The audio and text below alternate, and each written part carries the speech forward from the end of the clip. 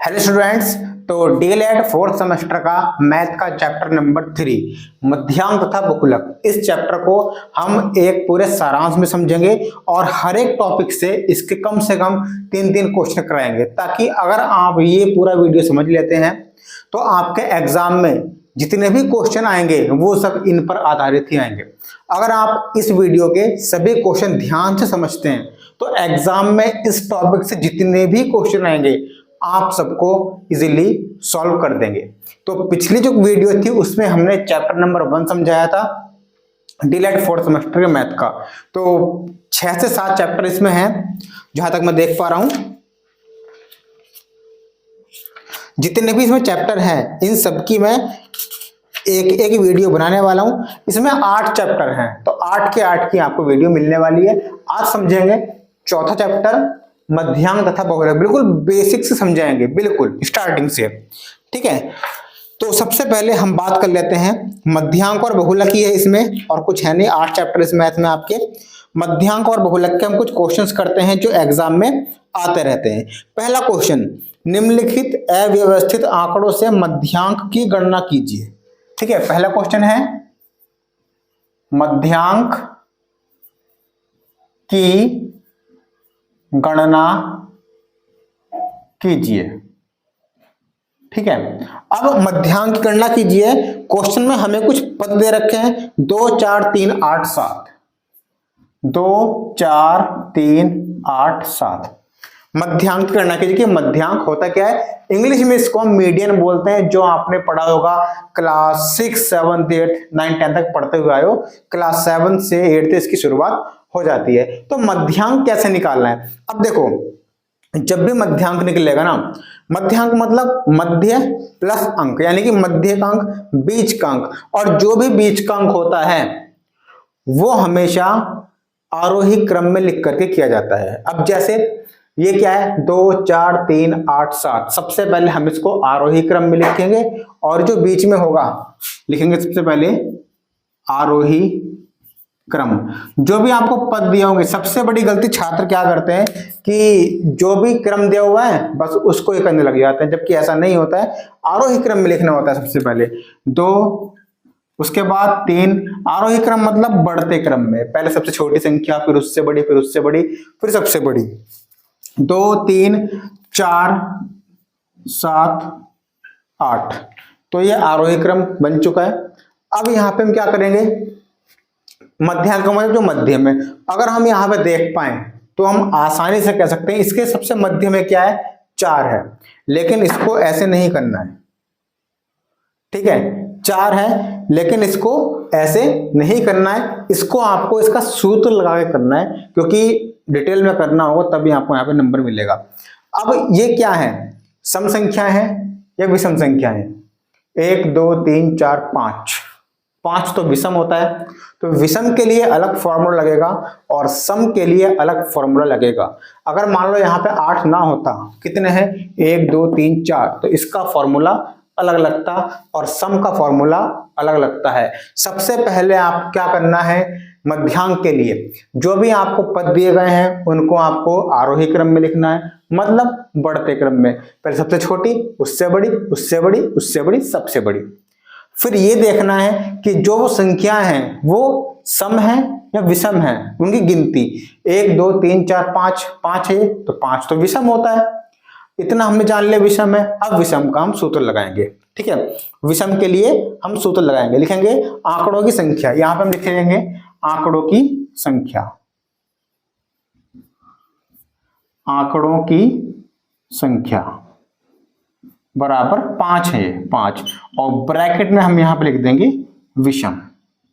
ठीक है, इतना करने के बाद मध्यांक का सूत्र लगा देंगे। और याद रखना, जो मैं सूत्र बता रहा हूं ये सिर्फ विषम में ही लगेगा, सम का सूत्र अलग लगता है।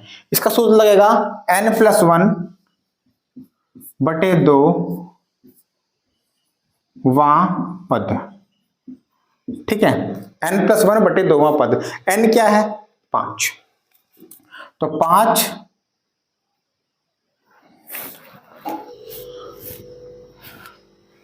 + 1 बटे 2 वां पद, मतलब 5 और 1 6/2, यानी कि 2 तिया 6, यानी कि 3वां पद जो है वो आपका आंसर है। अब 3वां पद क्या है? पहला, दूसरा, तीसरा, तो 4 ये मीडियन है, 4 हमारा मध्यांक है।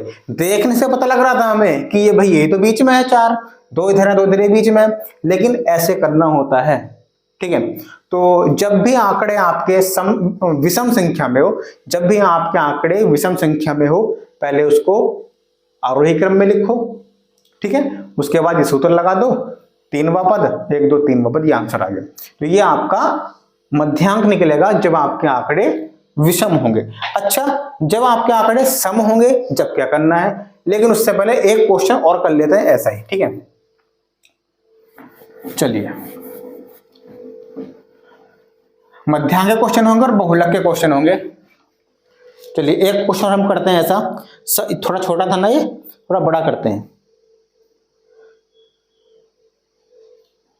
7 11 10 6 10 6 7, 7 11 10 6, 7 11 10 6 10 6 7, 10 6 7। अब ये क्वेश्चन है हमारे पास, इसका हमें मध्यांक निकालना है। तो क्या करेंगे, सबसे पहले इसको आरोही क्रम में लिखेंगे। आरोही क्रम सबसे छोटा 6 6 6 6। ऐसा नहीं करना है कि ये 6 दो बार इसको एक ही बार लिखो, ऐसा नहीं है, जितनी बार है उतनी बार लिखो, 6 6। उसके बाद भी 7 और 7 है, 7 7। उसके बाद है 10 10 10 10। काउंट कर लो ताकि गलती ना हो जाए, 1 2 3 4 5 6, 1 2 3 4 5 6 7, ये 7 बैठ रहे हैं। हमने यहाँ पे एक छोड़ दिया है, तो यहाँ पे 11 है, ठीक है। तो ये हो गया आरोही क्रम। अब यहां पे हम लिखेंगे n की संख्या, मतलब आंकड़ों की संख्या, आंकड़ों की संख्या मतलब n बराबर 1 2 3 4 5 6 7 7, जो कि विषम है। भाई विषम है तो विषम का सूत्र लगा दो, मध्यांक बराबर n+1/2वां पद, ठीक है। n क्या है? 7 है, 7 + 1/2वां पद, यानी कि 7 और 1 8/2, यानी कि 2 चौक 8, यानी कि 4वां पद। तो 4वां पद क्या है? 1 2 3 4 ये, तो लिख देंगे हम मध्यांक बराबर 7। इस तरह से आपको ये क्वेश्चन करने हैं, ठीक है। अच्छा, अब हम बढ़ते हैं, एक क्वेश्चन और है थोड़ा अलग हटके, 2017 में आपके बीटीसी एग्जाम में आया हुआ है, स्क्रीनशॉट आप ले लीजिए। यहाँ पे क्वेश्चन लिख लेते हैं, क्या है क्वेश्चन है। यहाँ पर 5 मित्रों के भार हैं, ठीक है। 5 मित्रों के भार दे रखे हैं, यानी कि 5 दोस्त हैं, उनके वजन दे रखे हैं 40 44 46 47 50। 40 किलो का है एक मित्र भाई, दूसरा 44 किलो का, तीसरा 46 किलो का है, चौथा 47 किलो का है, और अगला 50 किलो का है। ये सबसे पतला है, ये उससे मोटा, उससे मोटा, उससे मोटा, सबसे मोटा, ठीक है। इस तरह से आप समझ सकते हैं। 5 मित्रों का भार दे रखा है ये, और पूछ लिया है उनके भारों की माध्यिका बताइए, ठीक है। लिख लेंगे हम यहाँ पे आंकड़े, ठीक है। सबसे पहले लिखेंगे उसको आरोही क्रम में, आरोही क्रम। अब आरोही क्रम क्या होता है? सबसे छोटा पहले यहाँ पे 40, उससे बड़ा 44 46 47 50, ये आरोही क्रम हो गया। आंकड़ों की संख्या लिख लेंगे यहाँ पे हम, आंकड़ों की संख्या। आंकड़ों की संख्या क्या है भाई? 1 2 3 4 5, 5 है जो कि विषम है, 5 है विषम है, तो माध्यिका का सूत्र लगा देंगे। मध्यांक या माध्यिका एक ही बात होती है। मध्यांक बराबर n+1/2वां पद। n क्या है यहाँ पे? 5 है, तो 5 + 1/2वां पद, यानी कि 5 और 1 6/2, 2 3 6, यानी कि 3वां पद जो है वो आपकी माध्यिका है, मध्यांक है। तीसरा पद क्या है? आरोही में, ये नहीं आरोही में लिखना है। 1 2 3 46 जो है इसका आंसर है मध्यांक या माध्यिका। ठीक है, ये क्वेश्चन हो गया विषम वाला। अब हम लोग क्वेश्चन करते हैं जब वो आंकड़े सम संख्याओं में हो। ठीक है, जब आंकड़े सम संख्याओं में है तब क्या सूत्र लगेगा। चलिए नेक्स्ट क्वेश्चन करते हैं। हमने 3 क्वेश्चन करा दिए, ऐसे लगभग चौथा करते हैं। अब एक सम वाला लेते हैं, विषम वाले होगा ये। जब आंकड़ों की संख्या सम हो, 10 11 10 15 14, 10 11 10 15 14, 10 11 10 15 14, 16 17 18 13, 16 17 18 13, 11 19 17, 11 19 17। ठीक है, तो ये सवाल है, एक बार चेक कर लेते हैं। 1 2 3 4 5 6 7 8 9 10 11 12, 1 2 3 4 5 6 7 8 9 10 11 12। आपको भी एग्जाम में क्या करना है, क्वेश्चन में से लिखने के बाद मिला लेना है कि हमने कितने पद लिखे। कभी गलती छूट जाता है, इसमें बहुत होता है, इसमें मध्यांक में और बहुलक में। ठीक है, हाँ चलिए यहाँ पे सबसे पहले इसको हम क्या करेंगे, आरोही क्रम में लगा देते हैं सॉल्यूशन, इसका हल। आरोही क्रम। ठीक है, सबसे पहले सबसे छोटा, 10 से छोटा कोई है क्या इसमें, नहीं है। पहले 10 लिख लेंगे। 10 कितनी बार है, 1 2 बार 10 आ गया। उसके बाद 11 है, 11 1 2 1 2। उसके बाद 14 है, 13 है, 12 नहीं है, 13 है। 13 कितनी बार है, एक ही बार है बस। 14 एक बार है। 15 एक ही बार है। 16 भी एक ही है। 17 17 2 बार है। 18 1 और 19 एक बार काउंट कर लो इनको। 1 2 3 4 5 6 7 8 9 10 11 12। अरे वाह, हमें तो गिनती आती है। 1 2 3 4 5 6 7 8 9 10 11 12। ठीक है, हमारी गिनती सही है। तो आरोही क्रम हो गया, लिख लिया। मेन बात आंकड़ों की संख्या, आंकड़ों की, ये बहुत इंपॉर्टेंट पॉइंट होता है, ये पहचानना बहुत ही जरूरी है। आंकड़ों की संख्या 12 है ना, 12 क्या होती है, सम होती है। सम संख्याएं वे होती हैं जो 2 से कट जाती हैं, 2 के पहाड़े में आती हैं। 12 2 के पहाड़े में आता है, या जिन संख्याओं के बाद में 0 2 4 6 या 8 आता हो, इसके बाद में 2 है तो सम है। विषम वो है जो सम नहीं है, सिंपल सी बात है।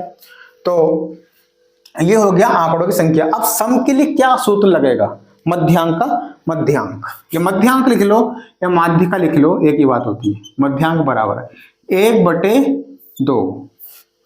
ठीक है, 1/2। उसके बाद n/2 पद प्लस n/2 प्लस 1वां पद। ठीक है, ये आपका, इसको बड़ा ब्रैकेट लगाएंगे हम, का योग। ठीक है, योग हो चुका है, प्लस लगा दिया। तो जब भी संख्या हमारी सम होंगी, आंकड़े सम होंगे ये, तो ये सूत्र लगाएंगे 1/2 ब्रैकेट में n/2 पद प्लस n/2 प्लस 1वां पद, इन दोनों का योग। ठीक है, बड़ा ब्रैकेट लगाया हमने यहाँ पे, कोई दिक्कत नहीं, कोई सा भी लगा दो। चलिए 1/2 n/2 यानी कि n क्या है 12/2 पद।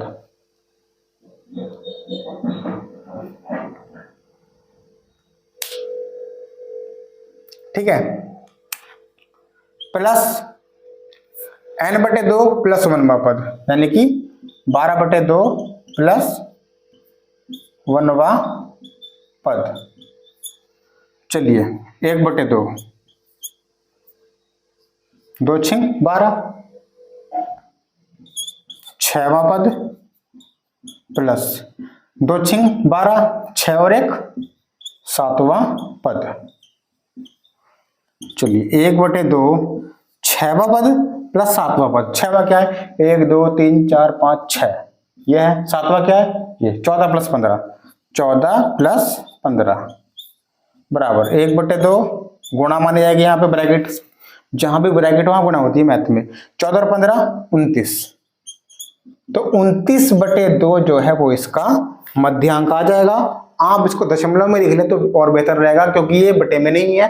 तो दशमलव में कैसे लिखें, 2 से 29 को भाग कर देंगे, 2 एकन 2 0 9 उतारेंगे, 2 चौक 8 1 पॉइंट लगाओ 0 बढ़ाओ 10, तो 14.5 जो है वो इसका मध्यांक या माध्यिका आ जाएगा। तो विषम वाले में आपको ऐसे करना होता है, सम वाला वो विषम वाले का सूत्र ये, सम वाले का सूत्र n+1/2 पद। सिंपल सी बात। चलिए अब हम नेक्स्ट क्वेश्चन करते हैं। यहाँ पे और कुछ नहीं है इसमें। अब आती है बात, जब आंकड़े वर्गीकृत हों, मतलब सारणी में दिए हुए हो, तब कैसे मध्यांक निकालना है। स्क्रीनशॉट लीजिए या फिर इसको नोट कर लीजिए।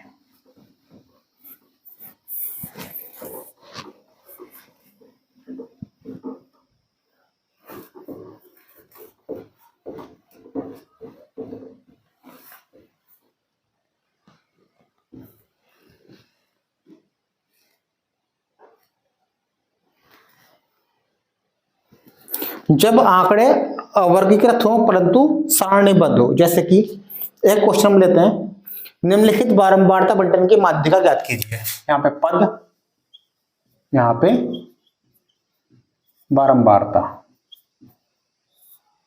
एक मिनट में इसको मिटा देता हूं, अब इसकी आवश्यकता नहीं है।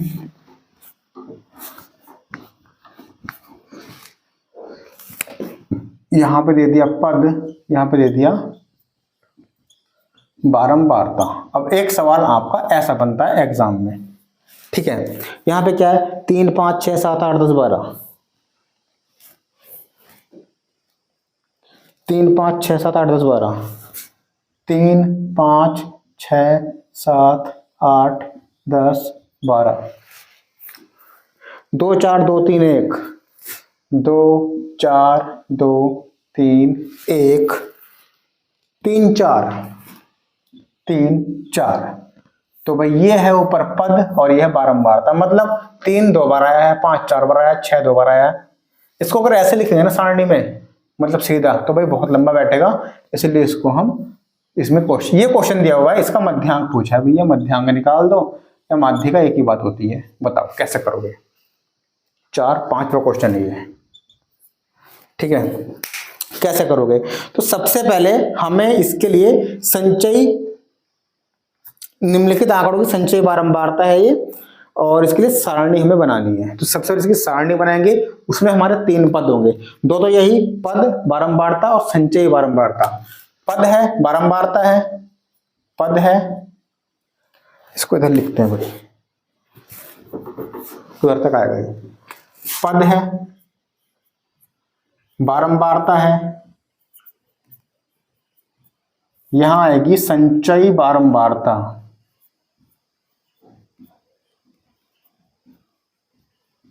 ठीक है। ये आपको करना है सबसे पहला काम। तो पद लिख लेंगे यहां पे 3 5, सारणी बनानी है इसकी ऐसे करके 6 7 8, इसको ऐसे लिखेंगे लंबा 6 7 8 10 12 10 12, ठीक है। ये आपको बना करके चलनी, ये सब आपका आंसर है, क्वेश्चन है या आंसर है, सॉल्यूशन।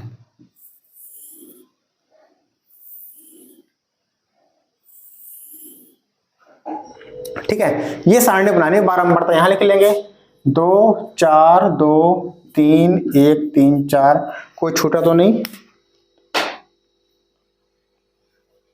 हाँ, अब यहां पे हम लिखेंगे इसका जोड़, 2 को यहां सीधा लिख देंगे, ठीक है। अब ध्यान से समझो भाई, इस 2 को इसमें जोड़ेंगे, 2 और 4 6, इस 6 को इसमें जोड़ेंगे, 6 2 8, इस 8 को इसमें जोड़ेंगे, 8 और 3 11, इस 11 को 1 में जोड़ेंगे 12, इस 12 को 3 में जोड़ेंगे 15, इस 15 को 4 में जोड़ेंगे 19। अब इनका हम योग कर देंगे, 2 और 4 6 और 2 8 और 3 8 3 11 12 और 3 15 और 4 19। तो भाई योग जो है वो हमारा 19 आया है। अब आगे क्या करना है ये समझना है। एक बार इसका आप स्क्रीनशॉट ले लीजिए, ठीक है। इसका योग जो है, योग मतलब n 19 आया है इसका, n, इसको n भी बोलते हैं हम। सिंपल सी बात। अब क्वेश्चन हो गया, आपके पास n है और यहां पे चलिए करते हैं इसको, सूत्र लगाते हैं। n क्या है? अब आंकड़े कितने? n, आंकड़ों की संख्या, n बराबर 19 आया है। अब 19 क्या है? 19 है विषम, और जब विषम होता है तब कौन सा सूत्र लगता है? माध्यिका का या मध्यांक का। विषम के लिए n+1 बटे 2वां पद, n क्या है? 19, 19 + 1 बटे 2, अभी आगे कटेगा ये 20 बटे 2 यानी कि 10, 10वां पद, 10वां पद जो आंसर आएगा। अब अगर सारणी में लिखा होता तो हम झट से गिन लेते 1 2 3 4 5 6, 10वां पद। लेकिन अब यहां पे 10वां पद कैसे पहचानोगे भाई? यहां पे आपको 10वां पद कैसे पहचानना है?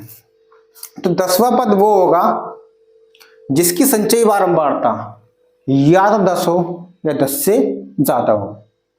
संचयी बारंबारता 10 से ज्यादा किस में है? 11 है। 10 से कम ना हो, या तो 10 हो या 10 से ज्यादा हो। तो 10 से ठीक ज्यादा क्या है? 11 है। तो 11वें का क्या है यहाँ पे? 3 7।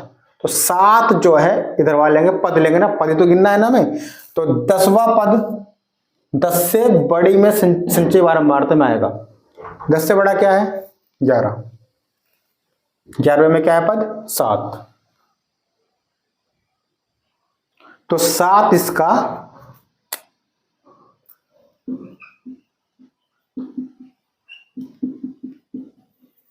मध्यांक या माध्यिका। तो इस तरह से क्वेश्चन आपको ऐसे करने हैं। अब बाकी सब ऐसे ही है। और ऐसा क्वेश्चन अगर कोई आया, ऐसा आएगा, बस सिंपल सी बात है। अगर यहाँ पे सम आया तो वो सूत्र लगाएंगे जो भी पीछे बताया था सम वाले के लिए, और जो भी जो भी पद आएगा, जो पद भी आएगा वो यहाँ पे हम लिख लेंगे, ठीक है। चलिए अब हम एक क्वेश्चन और करते हैं भाई। यहाँ पे माध्यिका के क्वेश्चन समाप्त होते हैं। अब बहुलक की बात आती है भाई।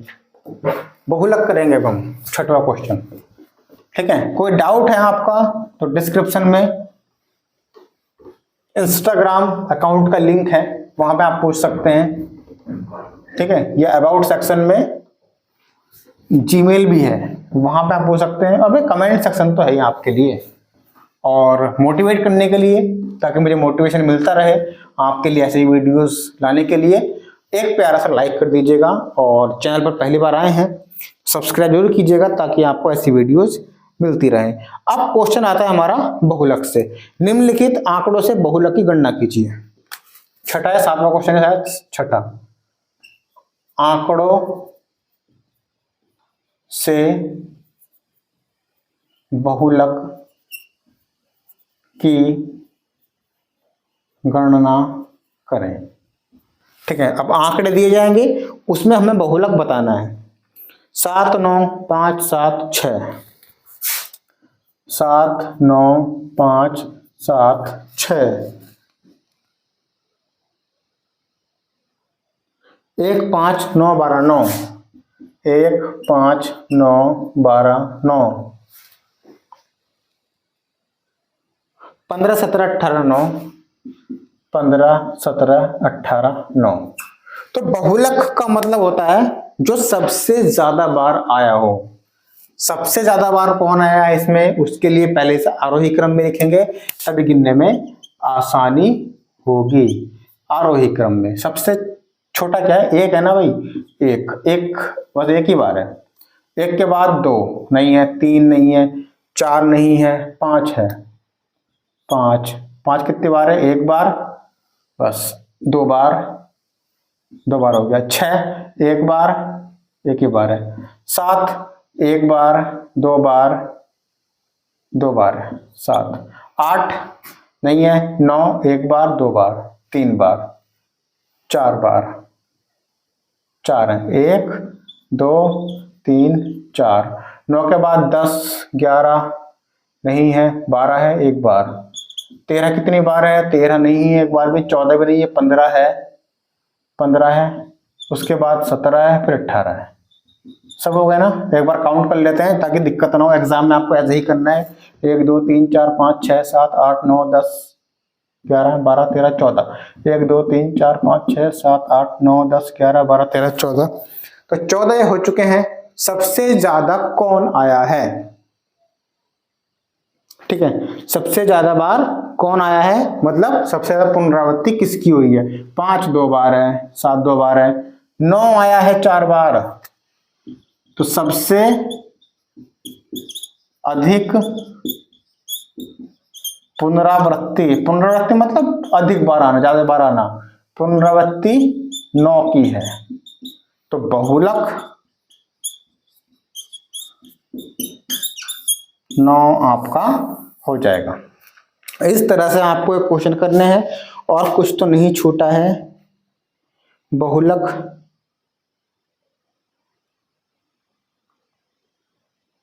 ठीक है भाई, सब क्वेश्चन हो चुके हैं।